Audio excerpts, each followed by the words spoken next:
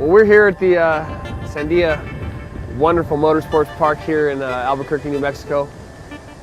This is actually going to be probably one of the first times that we've ever done a wicked car versus bike drift battle. And we're trying to find out what it's going to take to get myself run over by a absurdly obnoxious RX-7.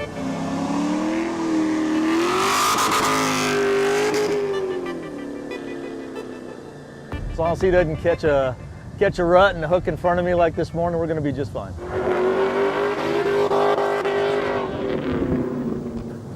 Yeah, I'm gonna die.